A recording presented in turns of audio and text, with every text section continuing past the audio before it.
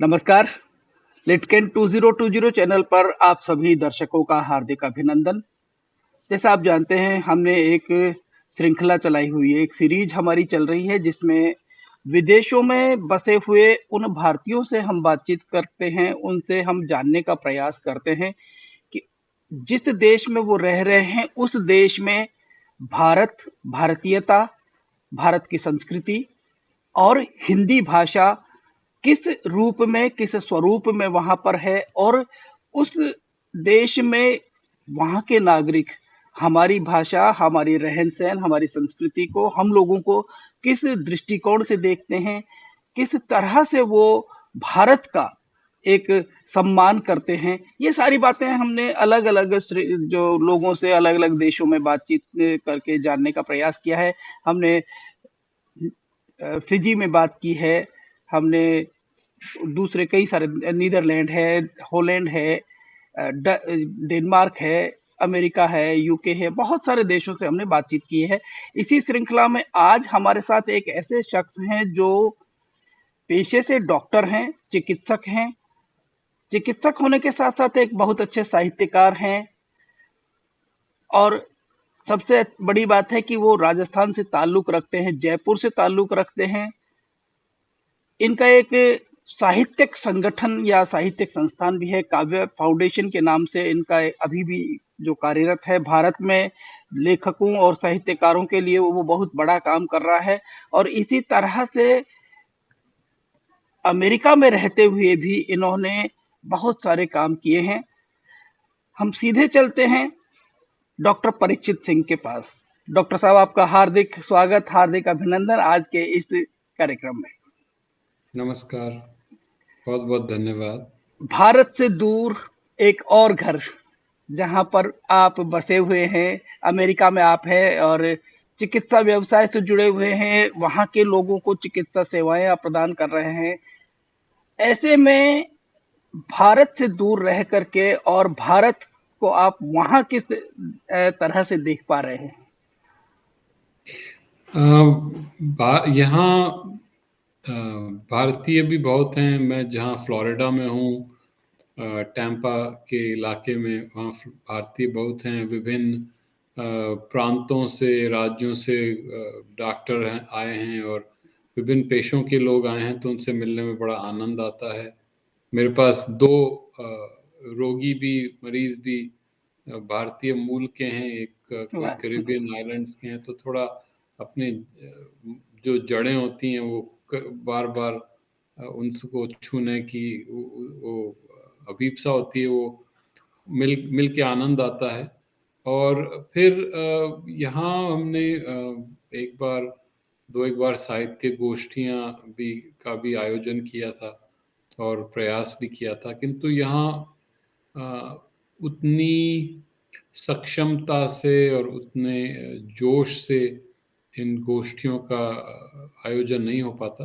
तो ज़्यादा अधिकतर हम अभी ऑनलाइन ही करते हैं और अधिकतर अंग्रेज़ी में ज़्यादा होता है। हालाँकि भारतीय दर्शन जो है, वो हम अंग्रेज़ी में उसकी बात कर पाते हैं।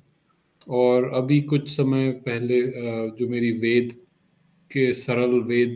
को सरल करने की पुस्तक आई, वेद मेड सिंपल, उस पे जो आयोजन हुए उसका काफ़ी स्वागत हुआ है, और वो हिंदी में भी है और अंग्रेज़ी में भी। हालाँकि सुधार बहुत हो सकता है, हम और बहुत कुछ कर सकते हैं, किंतु ये अच्छा आरंभ है और इससे बहुत आनंद मिलता है। देखिए, हम सीधे उसी बिंदु पर आना चाह रहे थे। आपने वेद की जो पुस्तक आपने अभी जो बहुत सरल और सहज भाषा में अंग्रेजी और हिंदी दोनों में वो उपलब्ध करवाई है, विशेष रूप जी। से उन नागरिकों के लिए, उन देशों में बसे हुए वहाँ के नागरिक और जो वहाँ के प्रवासी भारतीय हैं उन लोगों के लिए, क्योंकि जिस तरह से वेद संस्कृत में लिखे हुए हैं और संस्कृत के बाद में यदि उनको अंग्रेजी और हिंदी में रूपांतरित करके या भाषांतरित करके उनको दिया जाए और वो सहज रूप में समझ में आ जाए, तो हमारे वेदों में आपने जिस तरह से अध्ययन किया है, मैं समझता हूँ कि वेद हमारे पूरे जीवन पद्धति को बताते हैं और साथ ही साथ हमें जीना सिखाते हैं, इंसानियत। जी, क्या जी। कहेंगे आप?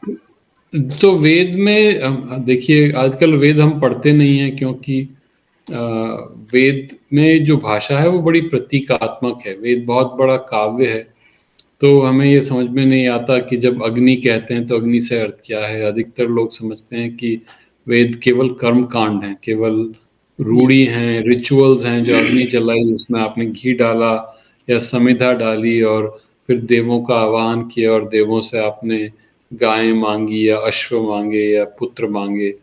तो यह जो वेदांत जो आया है वो कहीं शून्य से नहीं आया, ये वेदों से ही उठ के आया। और वेद में भी आध्यात्म उतना ही गहरा है जितना वेदांत में है, किंतु वेद में जो भाषा है वो प्रतीकात्मक है। तो वेद में जब अग्नि का प्रयोग करते हैं उसका एक अलग अर्थ है। अग्नि से अर्थ है हमारे भीतर, हृदय के अंदर हमारी दिव्यता, स्वयं की दिव्यता। बिल्कुल। तो जब अग्नि का आवाहन करते हैं, जब अग्नि को कवि कहते हैं, जब अग्नि से कहते हैं कि तुमसे मैं प्रेम करता हूँ क्योंकि तुम्हें सत्य से प्रेम का आनंद है, तो वह हमारी भीतरी दिव्यता है जिसका हम आवाहन कर रहे हैं। और वैसे ही जिस प्रकार हम कहते हैं कि ऊपर विद्युत है जिससे अग्नि जुड़ा हुआ है, जो विद्युत अग्नि जो इंद्र से आती है, वो विद्युत अग्नि बाहर की नहीं है जो कोई वर्षा हो रही है उससे अर्थ नहीं है, बल्कि हमारे जो चित्त है उसमें नया ज्ञान, नई प्रेरणा आ रही है, उससे अर्थ है। और उससे ऊपर जो सूर्य की अग्नि है, सूर्याग्नि, वह कोई बाहर का सूर्य नहीं है, वह हमारे चित्त की उच्चतम अवस्था है जिसे सच्चिदानंद हमारे योग में कहा गया है। तो देखिए कितने सुंदर प्रतीकों से वही जो हमारे भीतर जो ईश्वर हैं, जो दिव्यता है, वही अग्नि है। और वही अग्नि हमें उच्च ज्ञान से जोड़ती है, जो विद्युत की एकदम से हमारे ज्ञान, हमारे मस्तिष्क में एकदम से कौंध जाता है, वह विद्युत अग्नि है। और उससे ऊपर भी जो सच्चिदानंद का जो सत्य का जो प्रतीक है वो सूर्य है। तो हम किस प्रकार इस अग्नि को अपने भीतर बढ़ाकर, और अग्नि का एक और अर्थ है दिव्य प्रेम। तो हम जब किसी से प्रेम करते हैं, जब हम ध्यान करते हैं, तो वह अग्नि और प्रज्वलित होती है। तो हम किस प्रकार इस अग्नि को बढ़ाकर और उच्चतम अवस्था में पहुंचकर सबका कल्याण कर सकते हैं, यह वेद का एक मुख्य जो हमारे लिए जो सीखने की बात है, जो मुख्य शिक्षा की बात है, वह वेद से आती है। और इसी को फिर आगे लेकर वेदांत में, उपनिषदों में हुँ, इसी ज्ञान का सार सीधे सीधे महावाक्यों में कहा गया, जैसे कहा गया था तत्त्वम असि या अयम आत्मा ब्रह्म। सो उसी ज्ञान को जो प्रतीकों में है, वही ज्ञान उपनिषदों में आया। तो इसको सरलता से समझाने के लिए कि वेद में भी आध्यात्म है, और हम उसको बेकार ही हम घबराते हैं, डरते हैं, क्योंकि हम उसके प्रतीकों की गहराइयों में नहीं जाते। परंतु जो भी, जिसका भी कवि मन है, जो भी काव्य को समझ सकते हैं, वो वेदों को सरलता से समझ सकते हैं। बस उसकी एक बार उसकी कुंजी हाथ आ जाए, तो उसके बाद उनको समझना सरल है। और वेद का तो अध्यात्म शुरू से आता रहा है, ये हमारे हुँ। उपनिषदों में भी है, गीता में भी है, और उसके बाद भी एक पूरी परंपरा है। किंतु इस पे तो फिर घंटों तक चर्चा होती रहेगी। बिल्कुल, बिल्कुल, बिल्कुल। डॉक्टर सिंह, आप क्योंकि एक चिकित्सक भी हैं और चिकित्सा विज्ञान से जुड़ने के साथ-साथ आपने जो वेदों का अध्ययन किया है, क्योंकि यदि आपने जिस तरह से एक बहुत सरल सहज भाषा में वेदों के बारे में समझाया है कि हमारा शरीर ही सब कुछ है, और जब हम कोशिका की बात करते हैं और उसमें भी एक सेल के अंदर माइटोकॉन्ड्रिया जो है, माइटोकॉन्ड्रियम में यदि हम उसको पावर हाउस कहते हैं अपने एक सेल का, तो अरबों खरबों जो माइटोकॉन्ड्रियम्स हैं वो हमारे शरीर को पावर जनरेट कर रही हैं, और वो ऊर्जा क्या वेद के इन सूक्तों में, वेद की जो ये आपने जो बहुत एक सरल सहज भाषा में हमें समझाई है, उस ऊर्जा को हम माने, या जी, जिस तरह से पंच तत्वों में से मिलकर हमारे शरीर को बना हुआ जानते हैं, क्या विज्ञान और चिकित्सा विज्ञान के उस बात को जोड़ते हुए आप इसको बहुत सरल और हमें समझा पाएंगे? जी, तो अग्नि देखिए हमारे आयुर्वेद में आती है जठर अग्नि, जी। जो जिससे भोजन पचता है। हमारी जो भावनाएं हैं उसमें आती है क्रोध अग्नि, या प्रायश्चित अग्नि, चिंताग्नि। या कामाग्नि, है ना? तो विभिन्न अग्नि के तो विभिन्न ध्यान करते हैं तब कहते हैं उससे, जैसे वेद में कहा गया है कि जब आप ध्यान एकाग्रित हो जाते हैं तो वह उसका जो तेज है, अग्नि तेज है हमारे भीतर। तो एक कथानक है वेद में, वल का कथानक, जिसमें अद्रि, अद्रि मतलब पत्थर, जी। शिला है, उसमें प्रकाश छिपा हुआ है। प्रकाश क्या है? ज्ञान छिपा हुआ है। ये सूर्य का प्रकाश ये छिपा हुआ है। तो इंद्र अपने मंत्र से और अंगिरस ऋषियों की, अंगिरस अग्नि के जो ऋषि हैं, उनकी सहायता से उस प्रकाश को वापस मुक्त करते हैं। हुँ, तो वह अद्रि जो है, जब भी हम भूमि की बात करते हैं वेद में, तो भूमि हमारे देह का प्रतीक है। भू भुवः स्वः, जी, देह अंतरिक्ष और ऊपर का फिर द्यौ का जो आकाश है, वह हमारे ही देह है, प्राण शक्ति है और मनस शक्ति है। ये 3 स्तर हैं। हम जो पूरे ब्रह्मांड का जो है, हम एक प्रतीक हैं, हम स्वयं प्रतीक हैं, जिसे बताया गया जैसे होलोग्राम जिसे कहते हैं। जी, तो बिल्कुल। जो हमारी देह है, वह भी अद्रि की जैसे है, वह भी भूमि की जैसे है। हुँ, उसमें भी इतनी पवित्रता है जितनी कि भूमि में है। उसमें भी इतनी शक्तियाँ अंतर्निहित हैं, छिपी हुई हैं, और उन शक्तियों को हम ध्यान से, आध्यात्म से उजागर करके और हमारे जीवन में उसको आगे उसकी शक्ति वर्धन करके, और बाद में देखिए आयुर्वेद और किस प्रकार योग से स्वस्थ हुआ जाता है। ये वही ज्ञान है जिसको आगे सरल शब्दों में बताया गया। तो जो आप कह रहे हैं कि अग्नि को हम किस प्रकार हमारी हमारी हमारे स्वास्थ्य में, हमारे जीवन में उस अग्नि को कैसे बढ़ा सकें, यह ज्ञान वेद से आता है। उस प्रतीक को यदि हम समझ जाएँ, और ये तो कहते हैं कि अग्नि तो अपस में भी है, पानी में भी अग्नि है। नहीं, बिल्कुल। हाँ, देखिए ऊर्जा तो पानी में भी है, समिधा में भी, वनस्पति में भी अग्नि है। बर्फ़ तो में है। अग्नि, हाँ, तो अग्नि की जो ऊर्जा है वह छिपी हुई है। हाँ, उस अग्नि को जैसे आधुनिक विज्ञान ने निकाला है, अलग-अलग तरह से हम आधुनिकता में उसको ढूँढ सकते हैं कि अग्नि सब जगह है, वह ऊर्जा सब जगह है। तो ये एक तरह का जो उनको इंट्यूटिव ज्ञान था, जो उनकी सरलता से, उनके विज्ञान में जो ज्ञान आया, अब हम तकनीक से, टेक्नोलॉजी से उसको ढूँढ रहे हैं। हम बिल्कुल, उनको कैसे मालूम कि सूर्य में भी अग्नि है और हम में भी अग्नि है। जब हम solar fire, nuclear fission, nuclear fusion जो रिएक्शंस करते हैं उससे बिल्कुल। जो ऊर्जा आती है, वो कोई साइंटिस्ट तो नहीं थे, टेक्नोलॉजी तो नहीं थी, किंतु एक अलग प्रकार से उन्होंने वह ज्ञान प्राप्त किया। और हालाँकि उनके पास वो डिटेल्स, जो सारी जो टेक्नोलॉजी नहीं थी, किंतु एक ज्ञान था कि सूर्य में भी वही अग्नि है जो यहाँ पर है। तो उसका भी अलग महत्व है, मनोविज्ञान का अलग महत्व है, आध्यात्म का अलग महत्व है, जिससे हम स्वस्थ हो सकते हैं, अपने जीवन को और प्रकाश से और आनंद से भर सकते हैं। तो आपकी बात एकदम सही है। हुँ। चिकित्सा विज्ञान की यदि बात करते हैं और आपने अध्यात्म का ज़िक्र किया है, तो जब अध्यात्म को हम लेते हैं, अभी क्योंकि विश्व स्वास्थ्य संगठन ने भी विगत वर्षों में जो है पहले क्योंकि अध्यात्म या स्पिरिचुअलिज्म उसमें सम्मिलित नहीं था परिभाषा में स्वास्थ्य में, लेकिन जी, कालांतर में उन्होंने उसको स्पिरिचुअलिज्म को भी जोड़ा है।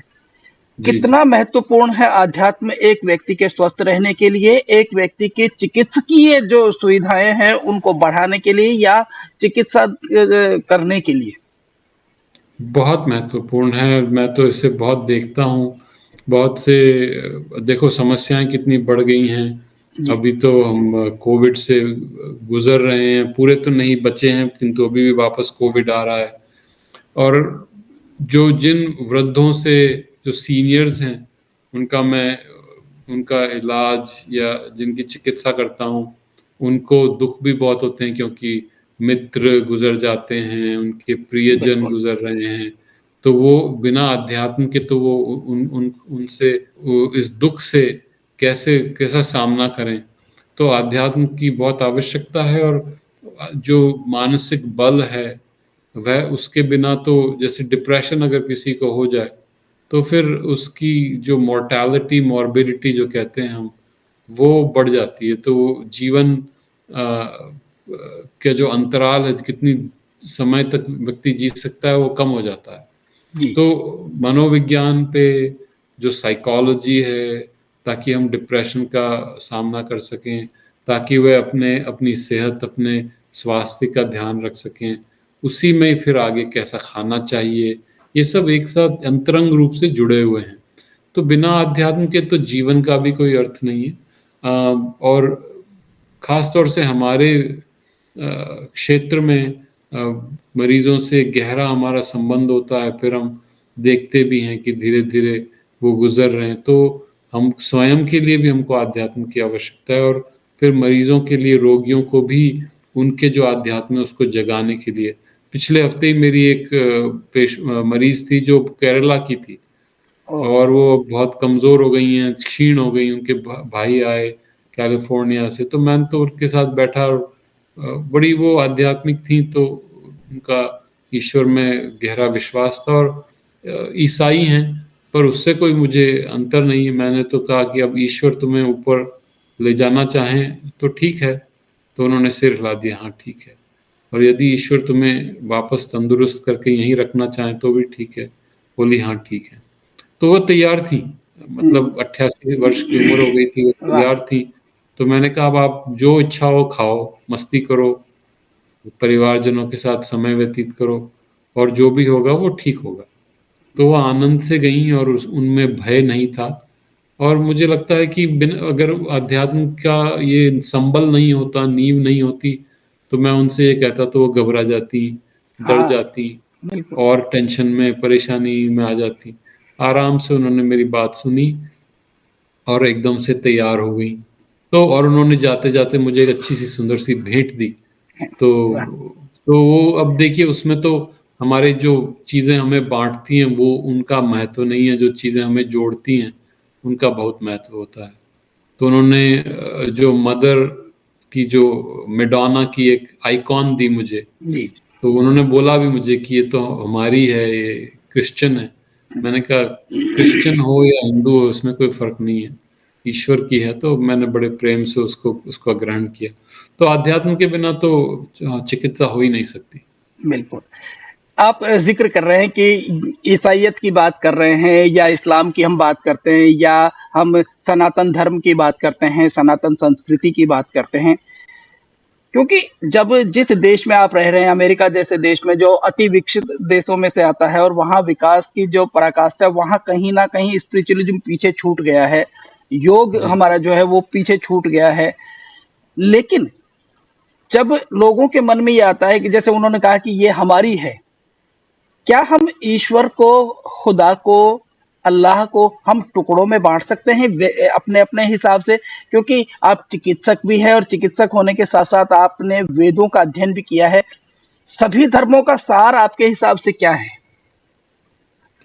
मेरे विचार से सभी धर्मों का सार यह है कि एक सत्य है, सत्य एक है जो सारे ब्रह्मांड में विद्यमान है और वह सत्य ही हम सारे ब्रह्मांड का संचालन अ, उसी सत्य के द्वारा होता है और जब हम उस सत्य को की ओर ध्यान करते हैं, उसमें एकाग्र होते हैं, उसके साथ एक एक समन्वित हो जाते हैं, जुड़ जाते हैं, तो हमारे जीवन में भी अर्थ आता है और यही वेदों का भी संदेश है कि ऋतस्य पंथ कहा है उन्होंने इसको, जो सत्य की ओर जो राह है, उसी राह में अमृतम है। अगर हम उस बिल्कुल। सत्य को छू लें, तो हम स्वयं अमृतम को प्राप्त कर लेंगे और ये अमृतम कोई कोई कोई दवाई नहीं है, जैसे सोमरस कहते हैं, सोमरस कोई शराब नहीं है। जी। सोमरस वह आनंद है जो हुँ, से, जो भक्ति से, जो प्रेम से आता है। तो मेरे विचार से सभी पंथों का, सभी धर्मों का यही संदेश है कि सत्य तो एक है हुँ, और जिसे हम विभिन्न नाम देते हैं, जैसे कहा गया है कि एकम सत बहुधा विप्रा वदंती, विभिन्न नाम हमने दे रखे हैं। तो यदि हम उस अध्यात्म को प्राप्त कर लें और बाहरी जो अ, नाम और रूप हमने दे रखे हैं जिससे बँटवारे होते हैं, यदि उसको भूल जाएँ तो वास्तव में हमारा हमारा स्वयं का विकास होगा। देखिए डॉक्टर होने से मुझे कोई भी मरीज़ आए तो मेरे पास तो ये है जैसे ऑप्शन नहीं है कि मैं देखूँ कि हिंदू है, कि जी। मुसलमान है, कि ईसाई है, मुझे तो सबका इलाज करना है। सबकी चिकित्सा करनी है। तो फिर मैं किसका इलाज कर रहा हूँ? एक देह है, एक मन है, एक जो कोई अपने विश्वास से मेरे पास आया है, तो उसका जो आध्यात्म है, मैं उसी का उपयोग जैसे कर सकते हैं, मैं बिल्कुल। उसी की बात करता हूँ। तो अगर कोई जैसे अगर मुसलमान आएगा तो मैं उनकी भाषा में बात करूँगा, जिससे वे आराम से छू सकें। वहाँ मुझे यह कोई बताने की आवश्यकता नहीं है कि मैं अलग पंथ से आया हूँ। उनके हृदय को क्या छूता है। तो मेरे ख़्याल से यदि उस हृदय में उस दिव्यता को हम छू सकें तो वह तो दिव्यता हम सब में है, वैसा हम सबको एक सूत्र से जोड़ती है और वही मेरे विचार से सच्चा अध्यात्म है। डॉक्टर परीक्षित सिंह, एक बहुत अच्छी बात आपने कही। और जब चिकित्सक बनता है व्यक्ति, उसे उसके साथ में एक उसको शपथ दिलवाई जाती है, हिपोक्रेटिक ऑथ। जी। क्या वो हिपोक्रेटिक ऑथ और जीवन की पद्धति और आध्यात्म एक जैसे नहीं दिखते? बिल्कुल, क्योंकि यदि आप देखें कि किसी भी मनुष्य की सेवा करना, उस कर्म योग को करना, जैसे श्री कृष्ण ने कहा है, यदि कर्म योग आप एकदम श्रद्धा से करें, आत्मसमर्पण से करें, तो वह भी ज्ञान योग के तुल्य ही है। बिल्कुल। तो यदि हम अपने अहम को त्याग कर ईश्वर के लिए सब कार्य करें, तो ईश्वर की शरण में आकर सभी कार्य करें, तो उसका जो महत्व है वो उच्चतम ज्ञान के बराबर होता है।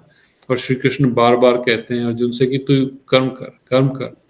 तो हम जो भी कर्म कर रहे हैं, हम जो भी तुच्छ सा अर्पण कर रहे हैं, वह तो आध्यात्म ही है। और हिपोक्रेटिक ओथ जो हम लेते हैं उसका भी यही अर्थ है। तो मेरे विचार से तो डॉक्टर होना सबसे उच्चतम बिल्कुल। क्रिया हो सकती है। या तो आप टीचर हो जाओ या डॉक्टर हो जाओ, उससे बढ़िया सेवा जगत कल्याण के लिए, मानवता के लिए क्या हो सकता है। और उसमें आनंद ये है कि हमको उसी से ही हमको आगे जीवन यापन की भी सहायता होती है। हम सेवा बिल्कुल। कर रहे हैं, उसमें ही हमारा जीवन यापन है।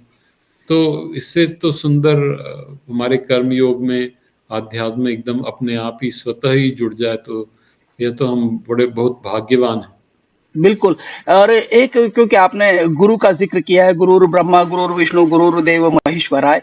लेकिन जब हम चिकित्सक की बात करते हैं, तो एक रोगी जब आता है और वो उस चिकित्सक में पूर्ण विश्वास करता है, तो और जब वो ठीक हो जाता है, वो उसे कहीं न कहीं भगवान, अल्लाह, जीसस, गॉड के समकक्ष दिखने लगता है। वो उसमें अपने भगवान को देखता है कि हाँ, उस डॉक्टर ने ज्ञान का प्रकाश, या उस ज्ञान से हम किसी का जब हम बचाव कर रहे हैं, किसी के जीवन को बचा रहे हैं, तो निश्चय ही वो कहीं न कहीं और ज़्यादा बड़ा काम नहीं मानते आप?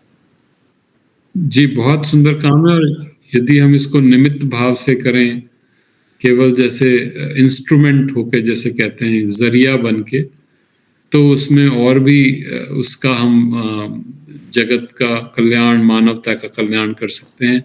और यदि अहम भाव नहीं हो, तो संभव है कि हमारी जो चिकित्सा है उसमें और भी कौशल आएगा और हमारे मरीज़ों को और भी लाभ पहुँचेगा। बिल्कुल। और निश्चित रूप से जब हम अध्यात्म से चिकित्सा व्यवसाय को या चिकित्सा को जोड़ते हैं, तो वो व्यक्ति भी कहीं न कहीं जल्दी ठीक होता है। ये वैज्ञानिक तथ्य जी। भी कहते हैं। अब आपने कहा कि ज्ञान योग, ध्यान योग, क्योंकि अब जब आपने बात योग की शुरू की है, और एक दुर्भाग्यपूर्ण परिस्थिति ये रही कि भारत जिसका योग का जनक है, वहां से योग बीच में कहीं ना कहीं थोड़ा सा क्षीण हुआ, कहीं कमजोर पड़ा।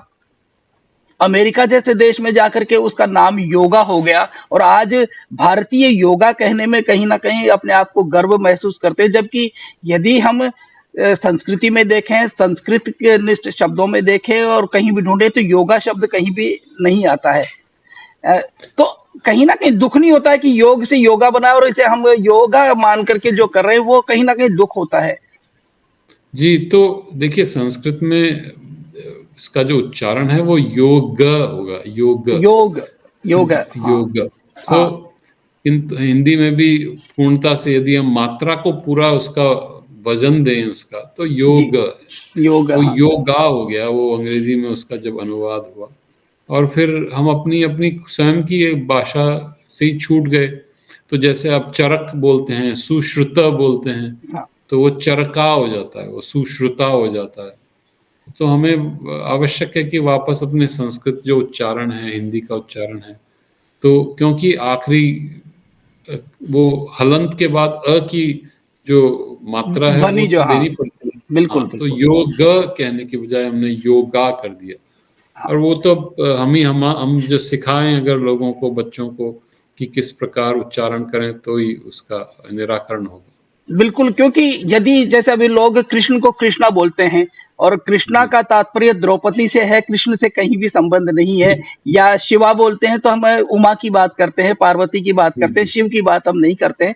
तो ये जो जी, कहीं न कहीं शब्दों का भी एक जो है उच्चारण का, तो जी, आप इसमें सहमत हैं कि ये जो उच्चारण दोष हमने अपने आप पैदा किए हैं, वो कहीं न जी। कहीं हमारी वेद संस्कृति, हमारी मूल संस्कृति, सनातन संस्कृति को कहीं न कहीं नुकसान पहुँचा रहे हैं?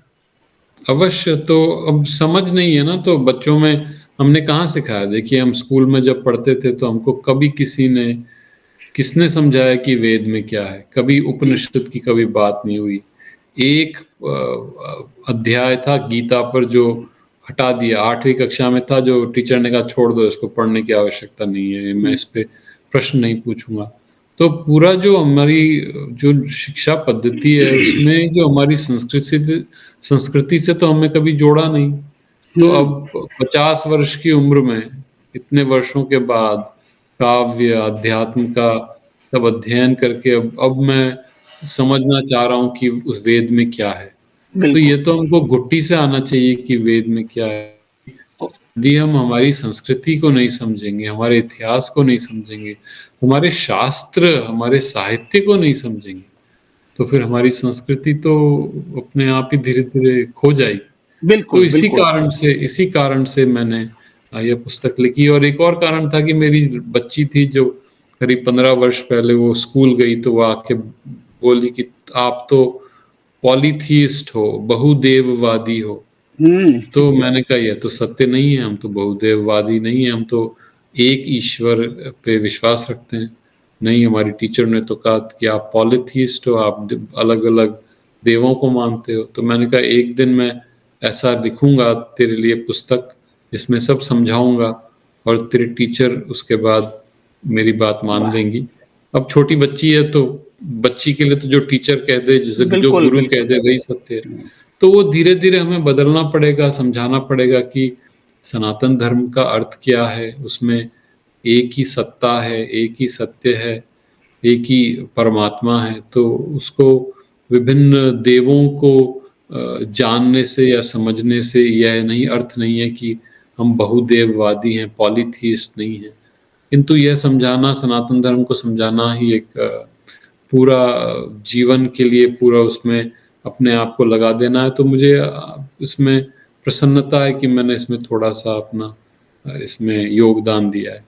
नहीं, थोड़ा-सा योगदान नहीं दिया, हमारे हिसाब से बहुत बड़ा योगदान है। जब अमेरिका जैसे विकसित देश में रह कर के और वहाँ पर हमारे वेदों से संबंधित ज्ञान को उनकी भाषा में, सरल भाषा में उनको समझाया जा रहा है, तो कहीं न कहीं भारत और भारतीयता, भारतीय संस्कृति का उत्थान इस दिशा में हम देखते हैं।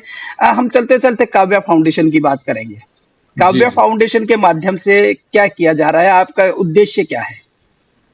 तो उद्देश्य यही था कि भारतीय भाषाओं को जो अपने जैसे विभिन्न हर एक प्रांत का सौंदर्य है, देखिए हर एक भाषा का अपना सौंदर्य है।